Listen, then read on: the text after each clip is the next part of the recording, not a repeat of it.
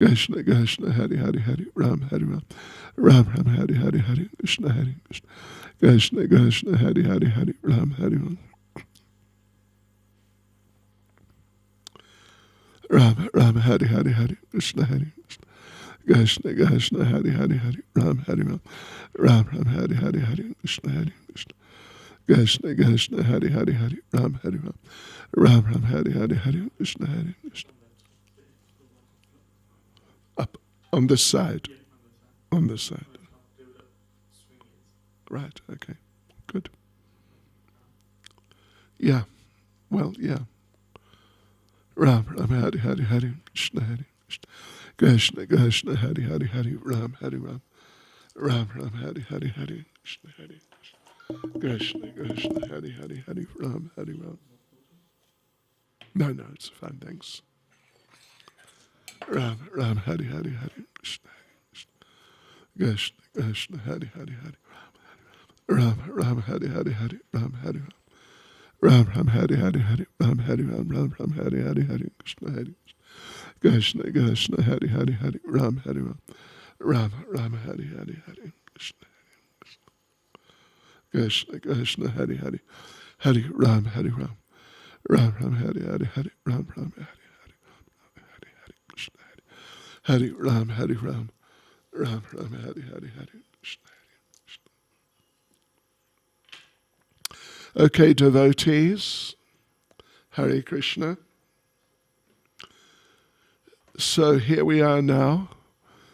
We're going into day 4 of our special seminar, Glimpses into the Heart of Srimati Radharani. Nama Om Vishnu Padaya Krishna Prestaya Bhutale Srimati Bhaktivedanta Swaminiti Namane Namaste Saraswati Deve Gauravani Pracharne Nirvishesha Shunyavadi Paschyatyadeshatarne Sri Krishna Chaitanya Pramanityananda Sri Advaita Gadadha Shivas Adi Gaura Bhaktivinoda Hare Krishna, Krishna Krishna, Hare Hare, Hare Rama, Rama Rama, Hare Hare. Vanchakapatarubhyas cha kripa sindhubhyeva cha patitanam pavanebhyo vaishnavebhyo namo namaha. Srila Prabhupada ki jai. Srimati Radharani ki jai. So devotees, this is the 4th day of our seminar on Srimati Radharani, Glimpses into the Heart of Srimati Radharani. And we are going to begin this evening by reading the Radhashtakam. 8 verses glorifying Srimati Radharani. And this is written by Srila Rupa Goswami. So, very nice. We'll read the whole thing, all the 8 verses, the translations. But an interesting point is that, as with many of these ashtakams, many of these poems to great transcendental personalities, like we sing at Mangalarti, Gauravashtakam, 8 prayers to the Guru. And there's Keshavashtakam, 8 prayers to Lord Krishna as Keshava. So you get all these types of ashtakams, and this is the Rad Ashtakam, and as with many of them,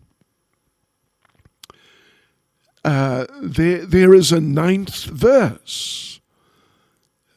Ashtakam, Ashta means 8. So Rad Ashtakam means 8 verses glorifying Radha. But as with many of these ashtakams, there's a 9th verse also. And the 9th verse is a special, oftentimes it's what's called a phala stuti. Phala stuti. Phala, of course, meaning fruit, and stuti meaning prayer, basically. So there's a 9th verse which describes the benefits to which those who recite it, or those who hear it, the benefits those devotees get. And as is often the case, the 9th verse here in the Radhashtakam is very nice and very encouraging, because it explains that it's really beneficial to either recite or hear this Radhashtakam. So therefore, seeing it's very encouraging, I thought we could read it first, and that'll encourage you to listen very carefully as we recite the whole thing in a moment. So this is now the translation of the 9th verse, the last verse, from Radhashtakam, Sri Radhashtakam.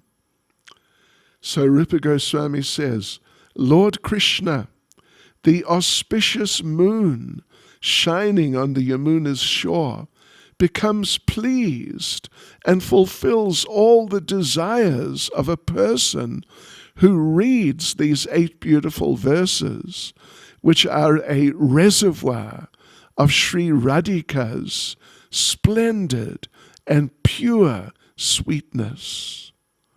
So there you go, devotees. For me, I'm reading it. Hare Krishna. But you're all hearing it, which it's the same thing. So you can get this amazing benefit that Krishna will become pleased with you all, and he'll fulfill all your desires, means all your Krishna conscious desires. If you've still got a few desires left over from your previous material life, then, well, not so much those, but your spiritual desires the Lord will fulfill. So here we go, devotees. I'll read the translations. I worship Sri Radhika, who, with the splendid beauty of her restless eyes, plays like a Kanjana bird, turning in every direction, who is the mali flower that attracts the bumblebee of the Prince of Vraja's heart, and who is deeply filled with all transcendental virtues.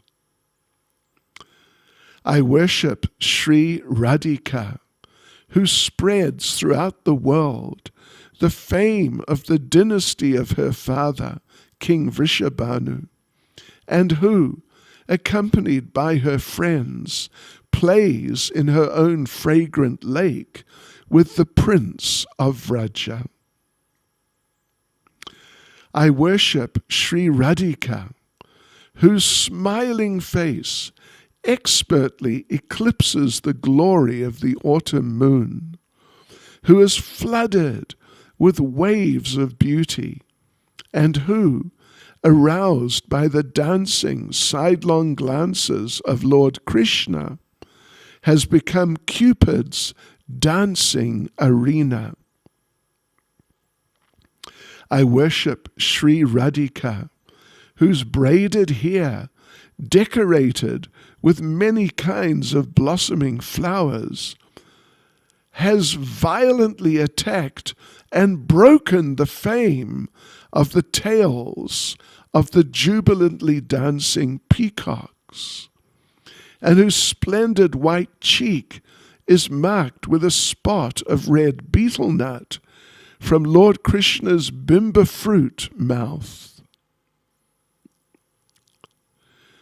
I worship Sri Radhika, whose heart is sprinkled with pure love for Lalita, who is famous for performing all kinds of friendly activities for Vishaka's sake, who is a treasure chest of the priceless rubies of pure love for Lord Krishna, and who is very sweet and playful. I worship Sri Radhika, who has been crowned Queen of the incomparably glorious kingdom of Vrindavan forest, who is the presiding deity of the month of Kartik, the best of all auspicious occasions, who is the first of Lord Mukunda's countless beloveds, and whose fame removes the sins of this world. I worship Sri Radhika, who considers the tip of Lord Krishna's toenail millions of times more dear than her own life, who teaches the conjugal arts to the many happy, beautiful-eyed gopis, and whose fame is very great.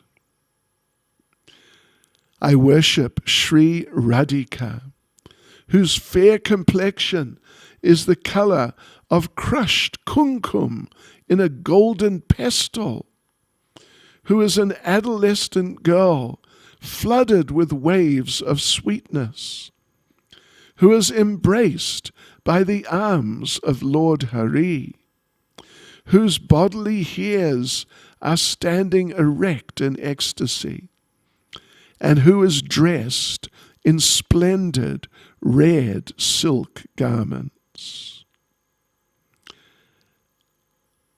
And then again, that 9th verse, so that was the 8 verses, and again the 9th verse. Lord Krishna, the auspicious moon shining on the Yamuna's shore, becomes pleased and fulfills all the desires of a person who reads these 8 beautiful verses, which are a reservoir of Sri Radhika's splendid and pure sweetness. Yes, so Srimati Radharani is very sweet. Not just very, very sweet, just inconceivably sweet. And for the last 3 days, well, Sunday the previous weekend, Saturday and Sunday just now, this weekend just now, we've been focusing in different ways on Srimati Radharani and what is her nature, who is she, what is she, how does she function, and the connection with Lord Krishna. All these things are just extremely important and valuable pieces of knowledge. I thought today we could, in order to just bring these things out a little more, I thought we could recite a few pastimes of Srimati Radharani, which display in different ways what an incomparably and inconceivably wonderful and amazing person she is. So let us begin. Let us begin on one fine day, somewhere in between Yavat and Nandagram. Nandagram is where Lord Krishna lived. It's within Vraj Mandala, Lord Krishna basically lived in three main places when he was in the Vrindavan, the immediate Vrindavan area. First place was Gokula. That's where Vasudeva took him the night that the Lord appeared. Vasudeva took him across the Yamuna to the other side, the eastern side, and exchanged Krishna for the girl child who'd been born of Yashoda. But actually we understand, and Prabhupada himself explains, that when Yashoda gave birth that very night, that she actually gave birth to twins. She gave birth to that girl child who Vasudeva then took when he left Krishna, who had appeared in the prison house there with Yashoda. But Yashoda had also given birth to Vrindavan Krishna, who's a little different, a little sweeter from Mathura Krishna. And Vasudeva didn't notice that there's another child there, a boy child. He just saw the girl child and took the girl child and left his Krishna next to Yashoda. But his Krishna from Mathura then merged into the body of the form of Krishna who had taken birth from Mother Yashoda. Yes. So anyway, so Krishna was first of all there in Gokula for 3 and about a third years, approximately, a little over 3 years. Then after those 3+ years, Lord Krishna and all the Brijbasis, they transferred over to where current day Vrindavan town is. And they stayed there for also 3 years something. And then they went to Nandagram.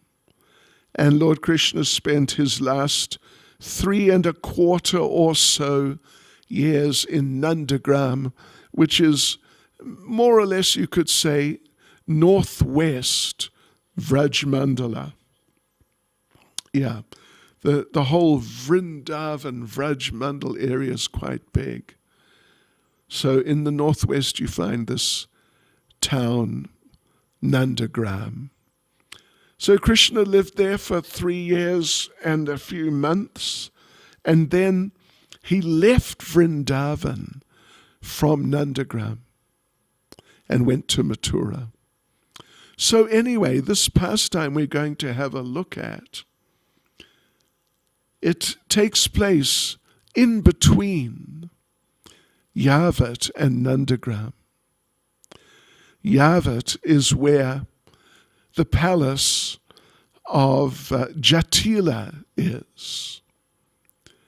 And Jatila's son is Abhimanyu, and Jatila's daughter is a real case. Yes, she's a real case. So anyway,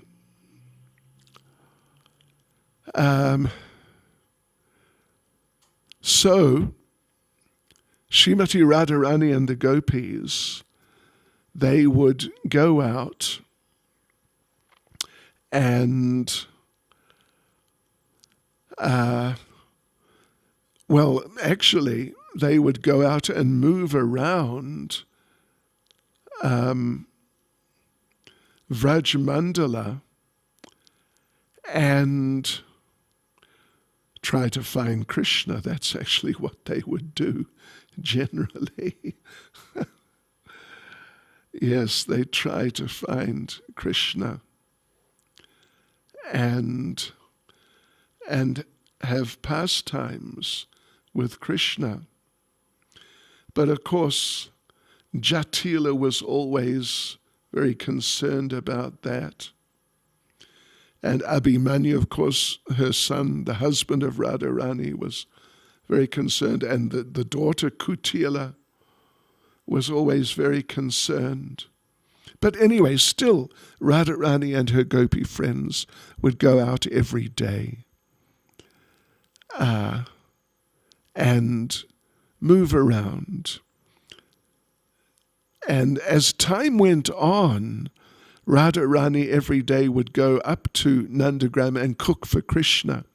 But this pastime right now is taking place just before that. Sometimes they would go there, Srimati Radharani and the gopis.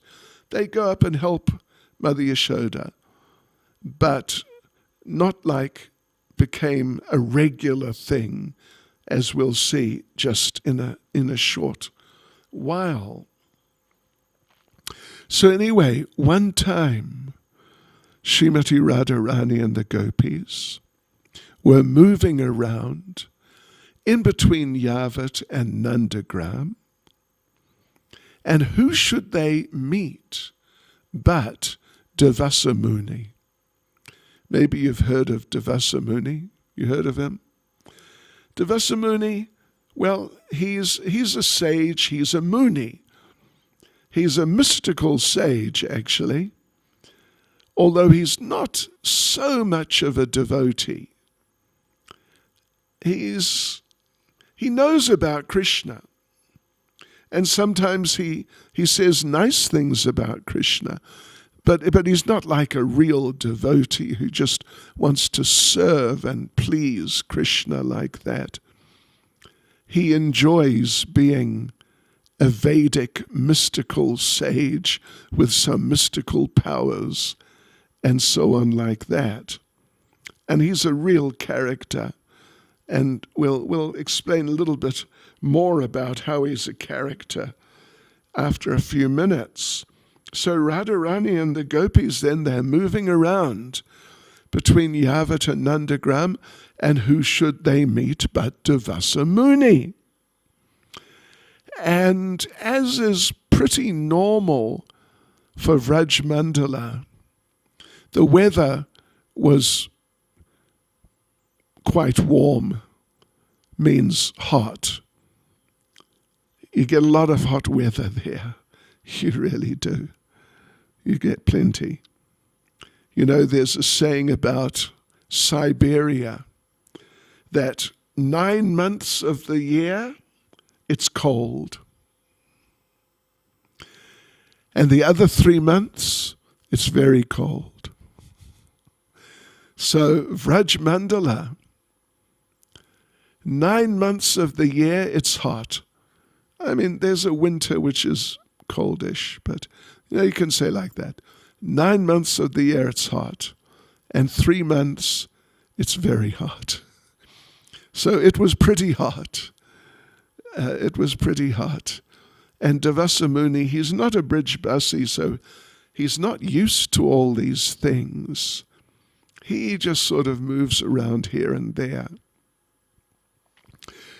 And wherever he was coming from, he forgot to take some prasadam for the road with him.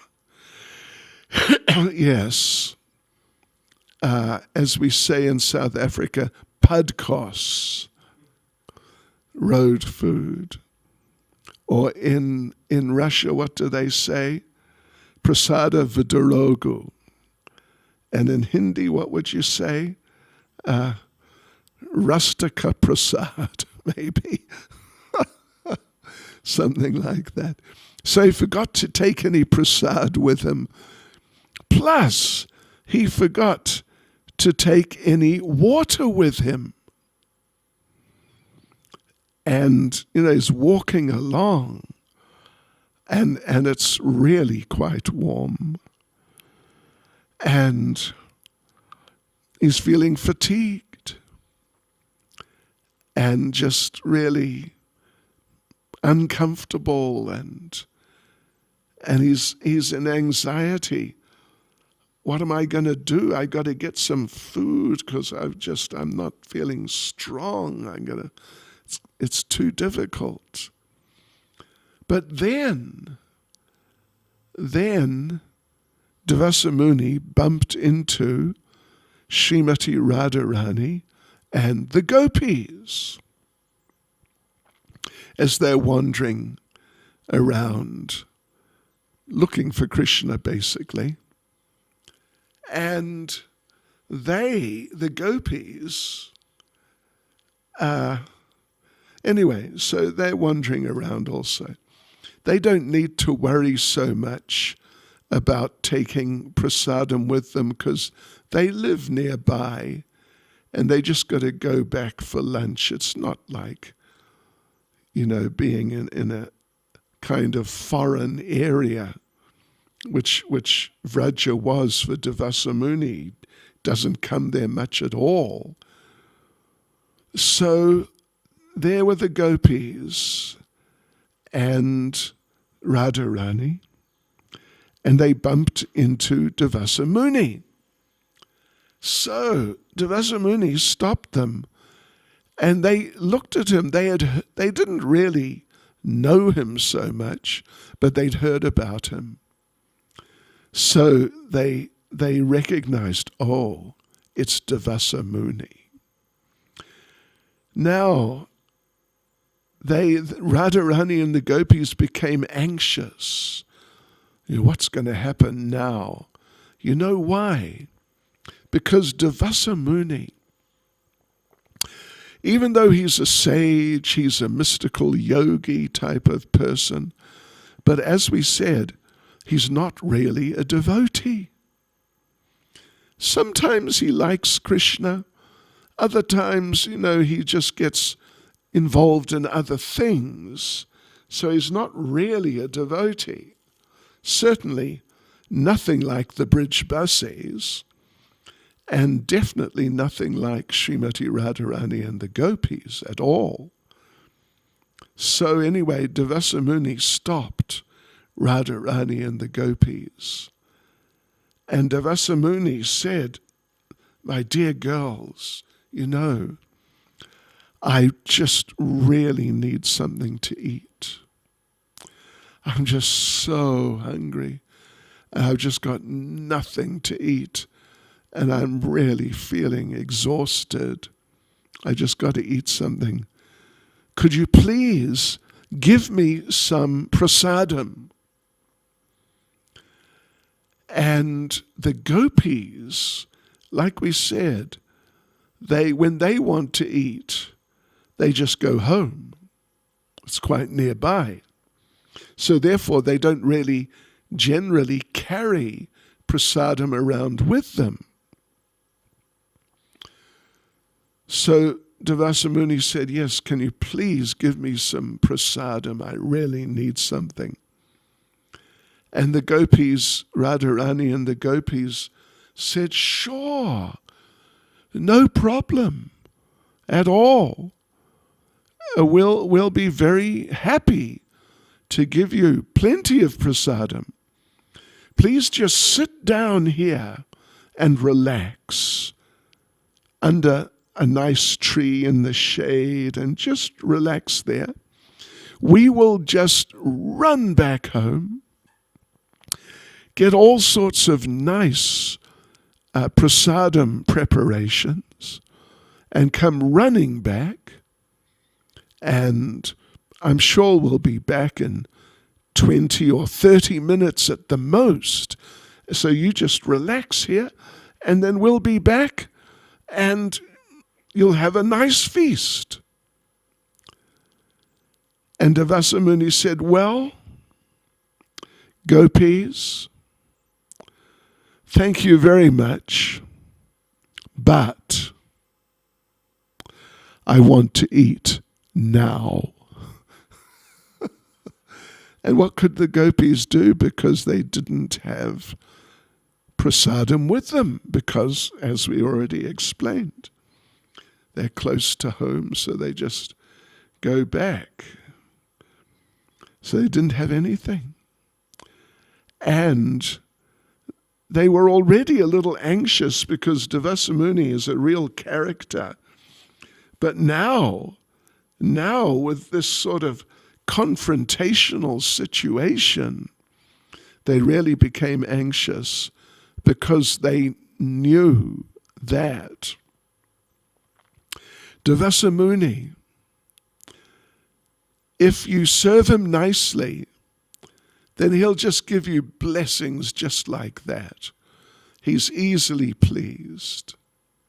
But if you somehow offend him, upset him, then he's very easily angered. And if you upset him, he'll curse you. Some terrible curse. Yeah, it doesn't take much to upset him at all. Like, sometimes you're just sitting somewhere and you're just looking around and you're sort of not really looking anywhere in particular, and you see some person, and the person maybe looks a little interesting, a little unusual, and you look, oh gosh. So now you're looking at the person, but then the person sees you're looking at them and he doesn't appreciate it. Yeah, it's called staring. And people who just stare at other people, it's not a good habit at all. So Devasa Muni, he is very sensitive. He's hypersensitive. And if you want to speak of staring at him, just, really sort of checking him out in depth, if you just sort of glance at him, you're looking around, just, oh yeah, and then that's it. Just for a second or two, still he may become offended and say, what are you looking at? Why are you looking at me? Why?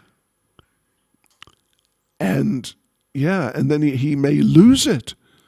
He's so easily disturbed, he can just become like very angry very easily for no good reason. And the gopis knew that. And here they are. They got no prasadam with them. It'll take 20 to 30 minutes to get some, but he wants his prasadam now or else. So the gopis understood. We may be cursed by this Devasa Muni. Because that's Devasa Muni. He gets upset. You just glance at him, he gets upset. What to speak of if you do something like, steal his samosa. He'll curse you to die. He'll curse you to die. Yeah, he's hypersensitive.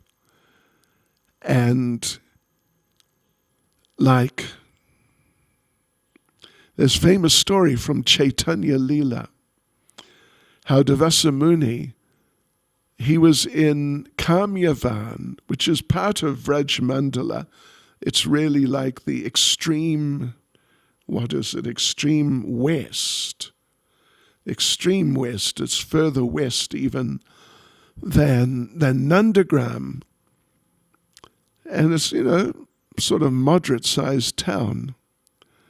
So one time, Devasa Muni was somewhere in Kamyavan, just sitting and relaxing and sort of meditating a bit in a mystical yogi type way. And he was going into meditation, sort of going into trance. And one young boy came by and he saw Devasa Muni. Devasa Muni has long hair and he often keeps it in a jat. I explained some days ago what a jat is. A jat is when someone has really long hair and they want to put it up and keep it up so it doesn't sort of just hang all over. So what they do, they sort of tie it around, and so it comes up. And then so it stays up, they mix tree sap or some sort of glue or something, mix it in with their big pile of hair so it sets and becomes solid up. And this is called a jat. And Radharani's mother-in-law, Jatila, is famous for having the best jat. But Devasamuni, he's also got a pretty good jat. So there was this young boy, and he had some sort of razor blade, some very sharp instrument, super sharp. And he saw this Devasamuni with this whole pile of hair looking very kind of, extreme. And he thought that for a joke, maybe why don't I cut off his jat? So when he comes back to external consciousness, he'll see, hey, what happened? This boy thought it was a good joke. So there's Devasamuni. He's kind of in trance. He's not really deeply in trance because he's not a devotee, but still he's in some form of trance to some degree.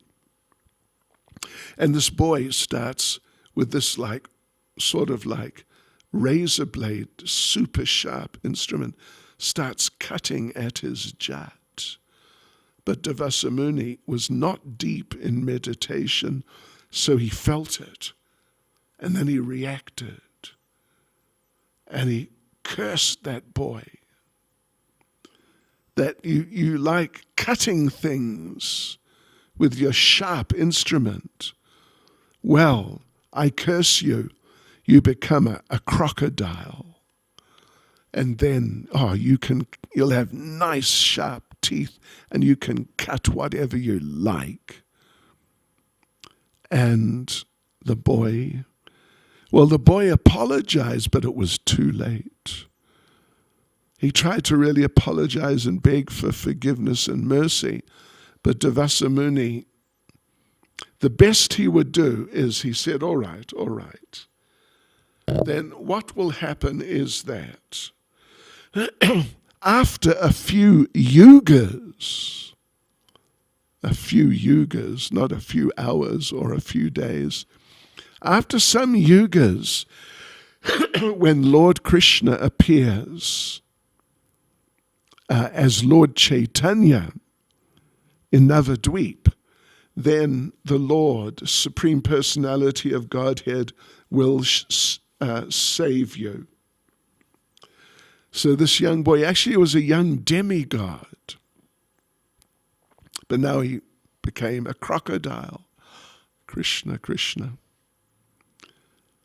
So later, some yugas later, means long time, when Lord Chaitanya was there in Navadvip and going out every day for Harinam, one day they went to one area called Goradaha. It's across the Jalangi from Mayapur. And there they met some devotees who gave them prasadam and treated them very nicely.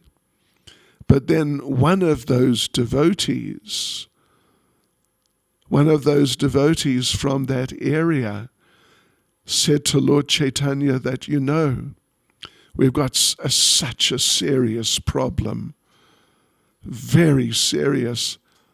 Perhaps you can help us.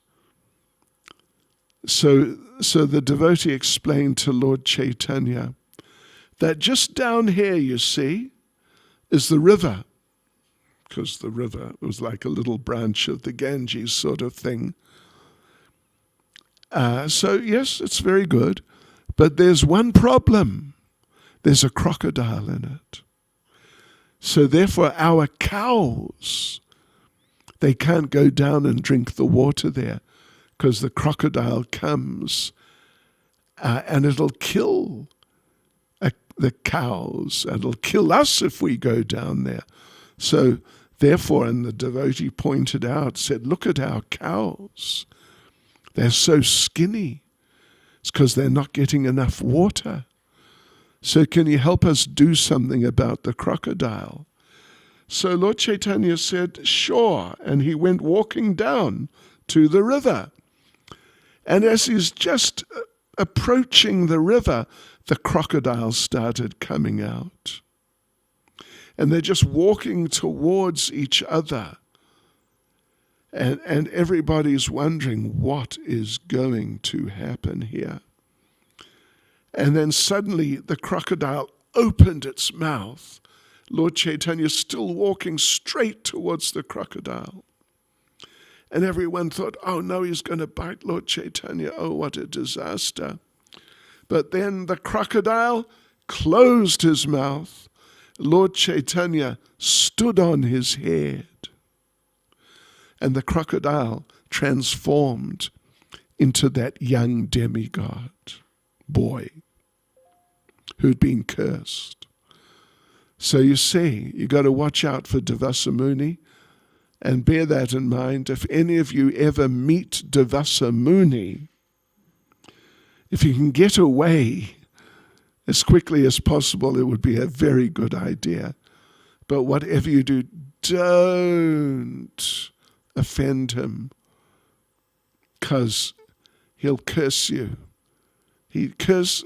In fact, about maybe not half, but maybe 1/3 of the demons killed by Krishna in his Vrindavan Leela, as described in the Bhagavatam, about 1/3 of them became demons because they were cursed by Devasa Muni. He is what we call a serial curser. Yeah, he's just such a problem case. So here are the gopis, and now they're in anxiety because he wants his prasadam now. And they don't have any with them.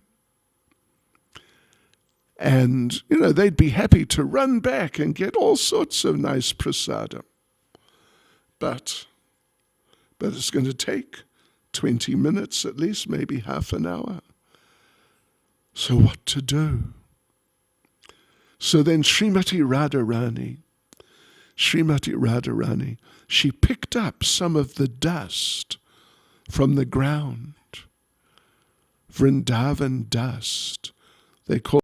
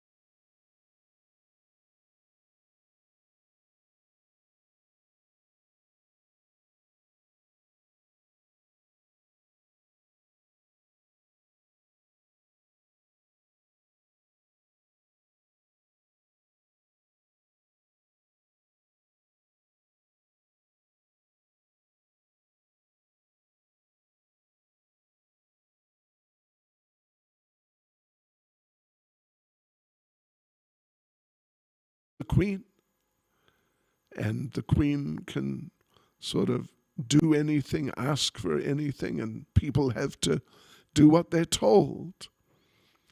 So when Mother Yashoda heard how Srimati Radharani had got these blessings, so then she told Jatila that Radharani has to come and cook for my Krishna twice a day, breakfast and the evening meal. And Jatila couldn't say anything. She just had to accept, all right, all right. So then Radharani started coming every morning and every sort of early afternoon, in the afternoon, to prepare breakfast in the morning, of course, and then dinner, supper, whatever you might call it, the evening meal for the evening. Yeah, so anyway.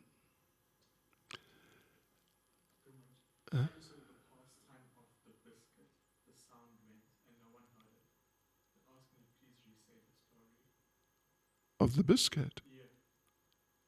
Of when and she made the biscuit. Really? In Zoom and Facebook? Oh, that's crazy. Oh, you can see that. They are. I see. Okay, Arjuna Charan Prabhu, that's right, yeah? Anyway, so from what point? From when she's making the biscuits. All right. All right. So devotees. Anyway, if you heard it okay, I'll recite it again, and you'll hear it a second time, which is nice, because it's a nice pastime. So the gopis, there were the gopis in just great anxiety. We're ready to go home and bring nice prasadam, plenty. You can have a feast. But Devasamuni had said, I want it now. So they're afraid he's going to curse him. Yeah, he's going to curse them.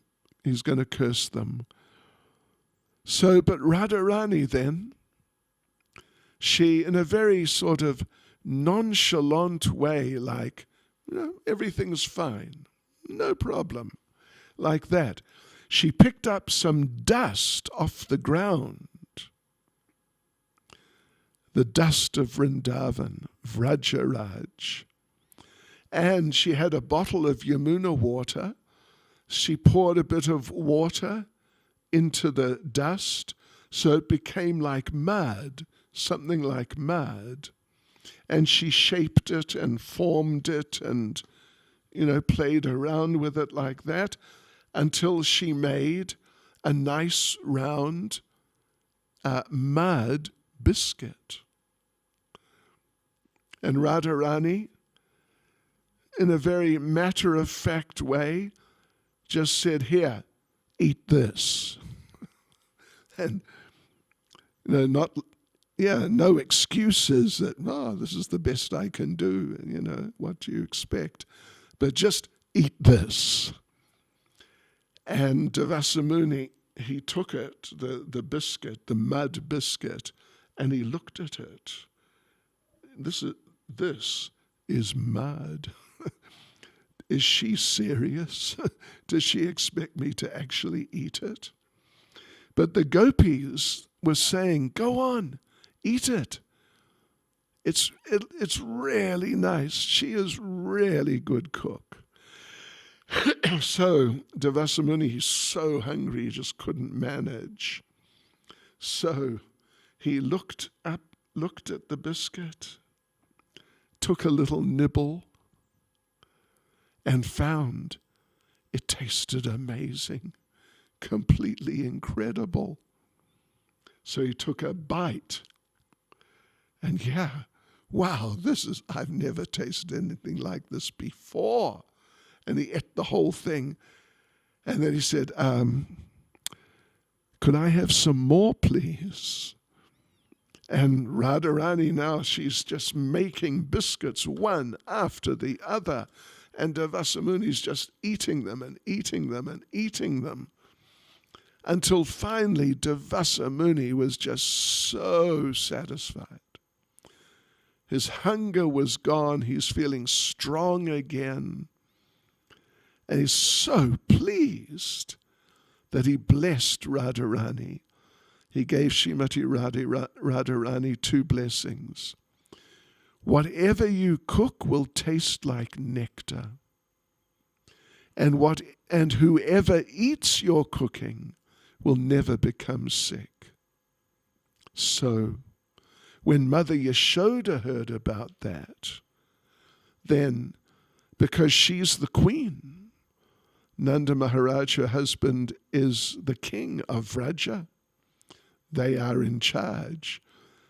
So when Mother Yashoda heard that, she immediately told Jatila that I want Radharani to come and cook for Krishna breakfast time and for supper every day. So Jatila couldn't say anything. She just had to agree because the queen is ordering it. So, yes. So therefore Radharani ended up cooking for Krishna every day, morning and afternoon. And she and the gopis would walk over twice a day, like that. And there's all sorts of amazing pastimes. Let me tell you one other pastime. That Radharani, one morning, she had gone over with some of her gopi friends over to Nandagram and cooked for Krishna. And now, well, at the time, she was visiting Varshana. Yeah, she was visiting Varshana, which is her parental home.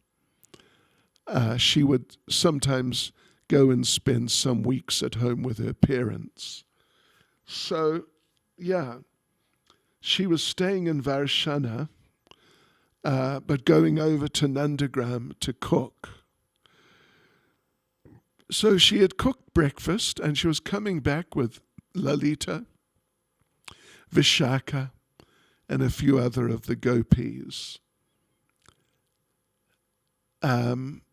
Now, but what had happened is that morning, Mother Yashoda had made a decision.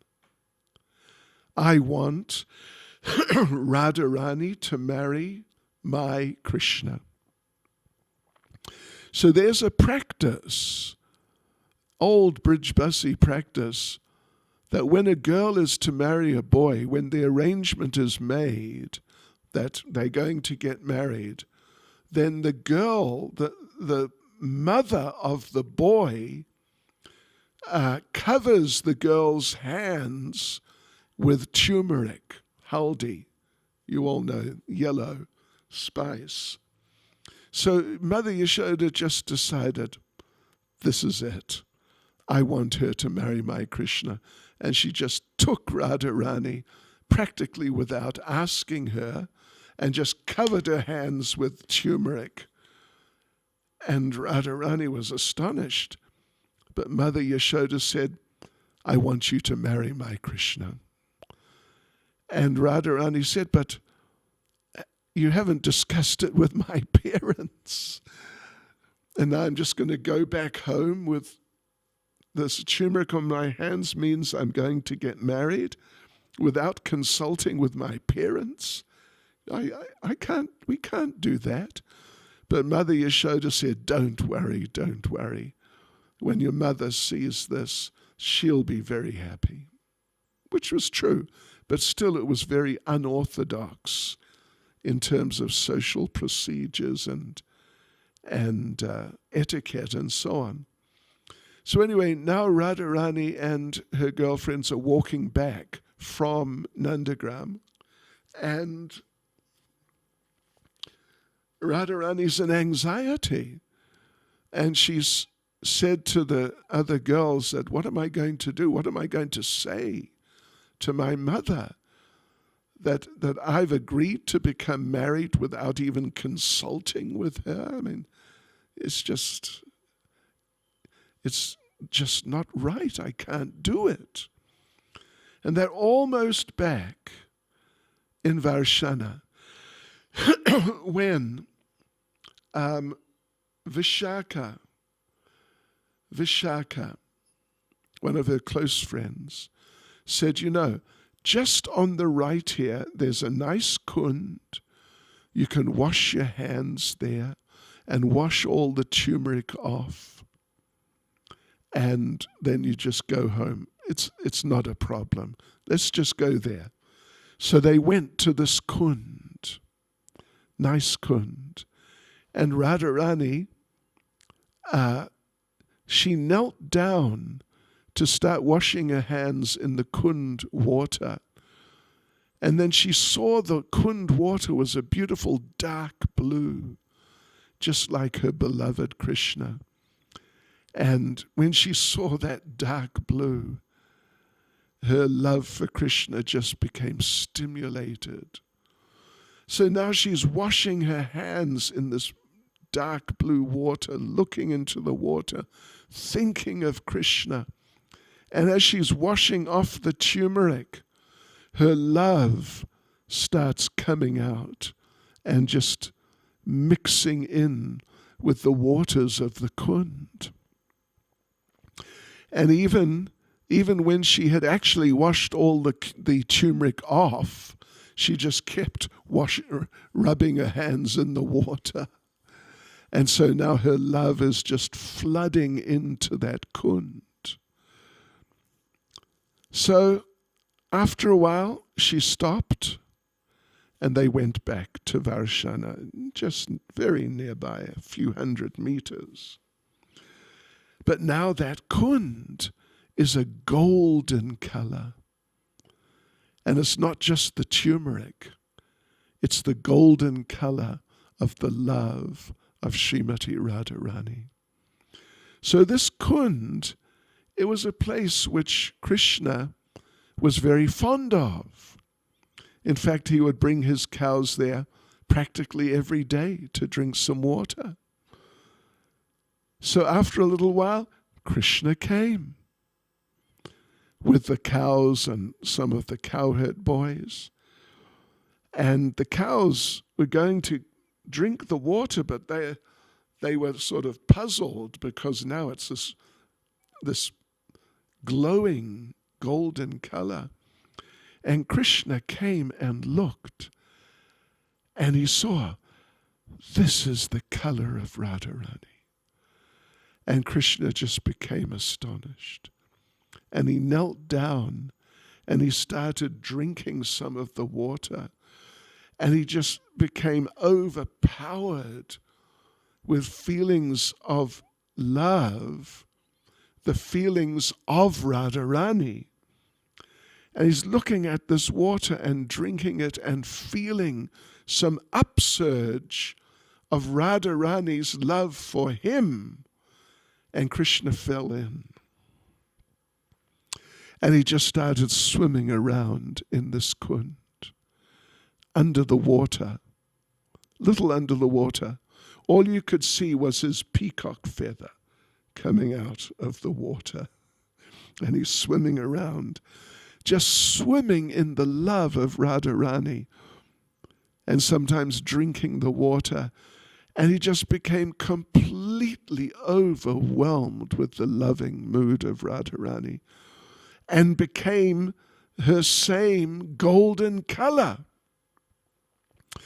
So after a while, Krishna came out, just glowing gold like Radharani, molten gold, and just full of her love for himself. And Krishna started chanting and singing, Hare Krishna, Krishna Krishna, Hare Hare, Hare Rama, Rama Rama, Hare Hare, completely intoxicated with the mood of Srimati Radharani and looking golden just like her. So this went on for a while. Krishna manifested the form of Lord Chaitanya. Yes, he's Krishna, but in the mood of Radharani. After a little while, it all wore off. The golden color wore off and everything wore off.